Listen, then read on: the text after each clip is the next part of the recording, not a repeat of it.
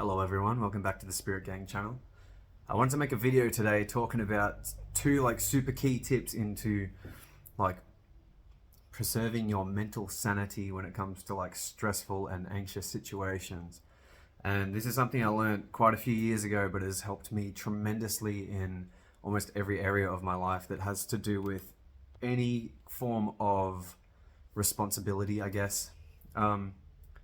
We all go through stressful situations.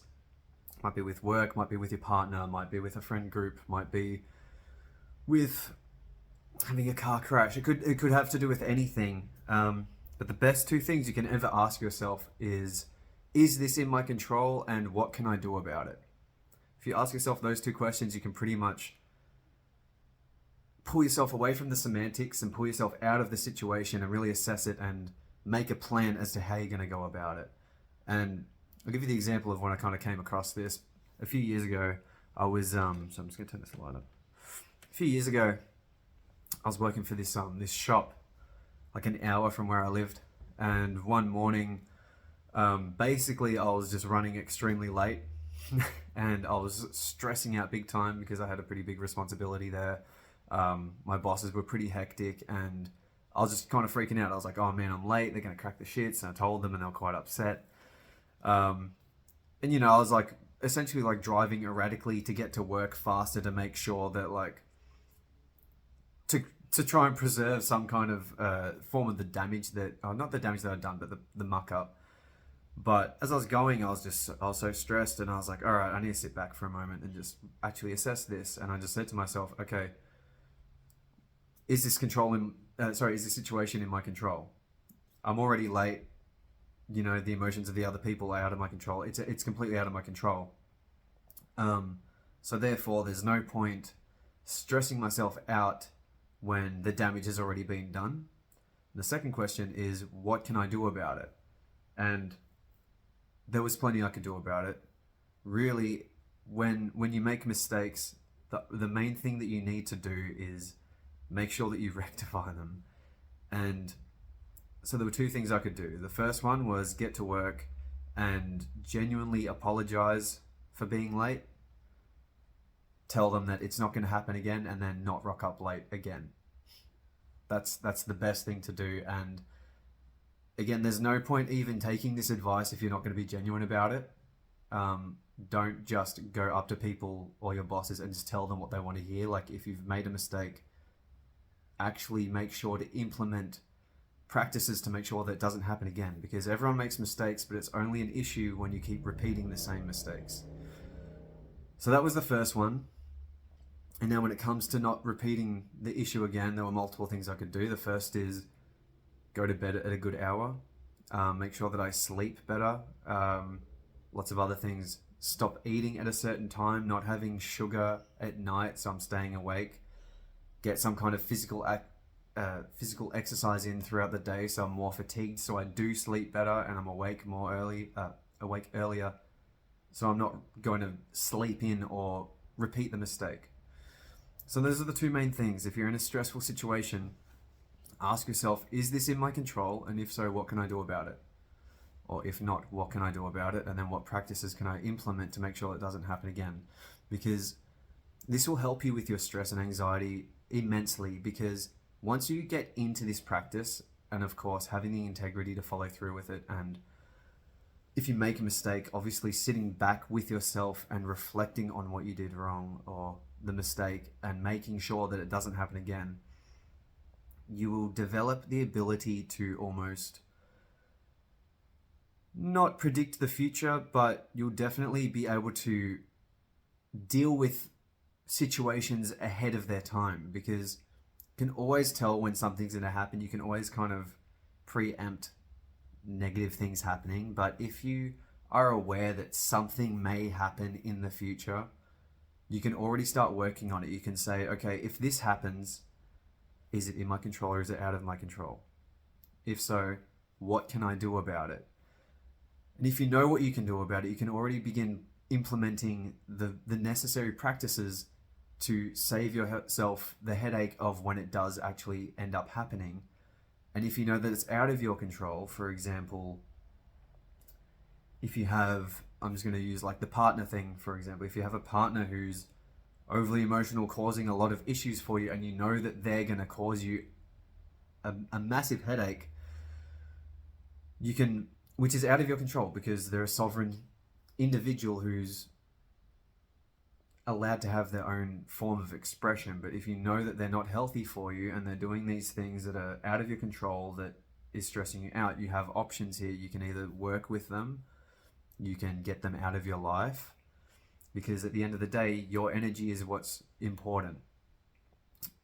If you're with someone or you're around people or you're in an environment that is not beneficial to the energies that you have, you shouldn't be seeking to stay in that environment. You should be searching for environments that are more nurturing to your nature, who are around like-minded individuals who are reciprocal to what you want to get out of your life and what you want to give them. You want to have a positive environment around you, and if you're not around that, you want to try and get out of it.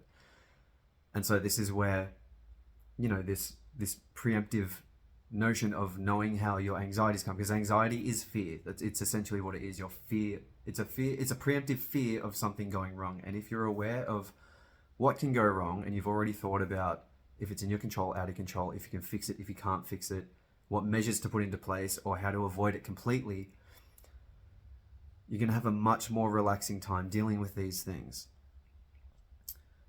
The worst thing that you can do in this situation, though, say there's something that you're worried about happening, is you never want to focus on the negative aspect of it. It's good to be aware. Always be aware and always be informed and prepared for things happening, but never focus upon the most negative aspect happening, because we live in a universe where our thoughts and emotions manifest physically, and if you are focusing upon a negative outcome, it's very likely you're going to receive a negative outcome. Best example of this that I've ever seen is when people take their dogs for walks. Every conscious being around you can pick up on your energy. If you're walking your dog and you are fearful and worrying about your dog being attacked, there's a higher likelihood of your dog being attacked, because dogs pick up on your energy. If you've got a nervous energy, they will feel that, and everything around you will feel that. Whereas if you're a strong individual who's confident and powerful and walks straight with calmness and confidence in your step and everything that you do, your dog will feel more comfortable around you, and the people around you will be more comfortable because they can tell that you're in control of the situation. And the same goes with every single aspect of your life.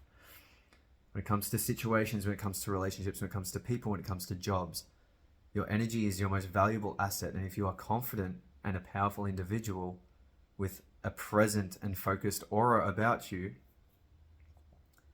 things will go your way. And if you're focusing on negative things happening, they will come to you and they will manifest. Focusing on positive outcomes is what's important. And even if, see, this is the catch, this is the good bit, this is the spiritual part of this whole thing. Manifestation is a magnificent thing, because say a negative situation does happen to you.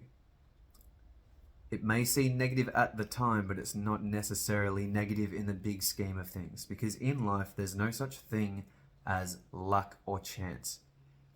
There is on a semantic level, but luck is not something that exists. What exists is opportunity and your ability to seize it. You may be going through a difficult time currently because you're in a certain set of circumstances, but that negative event in your life is really just the training block that's helping you level up, so that when the greater opportunity that you truly desire comes into your life, you're going to be at a level or a wavelength of which you'll actually be able to seize it and take it into your life. That's how it works. You go through difficulties and adversity so you can grow, so that you can bear the fruits of more grand ventures, and you know what I'm saying, the fruits of your labors. Anyway, that's a kind of a complicated one. I went to a few different subjects, but basically, as I said, figure out what the event is, if it's in your control or not, what you can and can't do about it. Develop this skill. You'll develop the ability to preempt future events that are going to happen into your life. You can know what to do and know how to act ahead of time of things happening, which will give you far less stress. It'll give you far less anxiety. It'll give you a lot more control. And always focus on the positive outcome, but always be prepared for the worst. Don't focus on it though, because if you focus on negative things will manifest into your life. Because we live in a world where our thoughts and emotions manifest into physical events and form. I hope you've enjoyed this. All the links to all my stuff is in the bio. Join my group, The Way Toward Health, Awakening Your Soul. It's a good place to be. Lots of healthy and good information there. Please feel free to subscribe if you wish. And I'll leave you to it. Enjoy. Bye.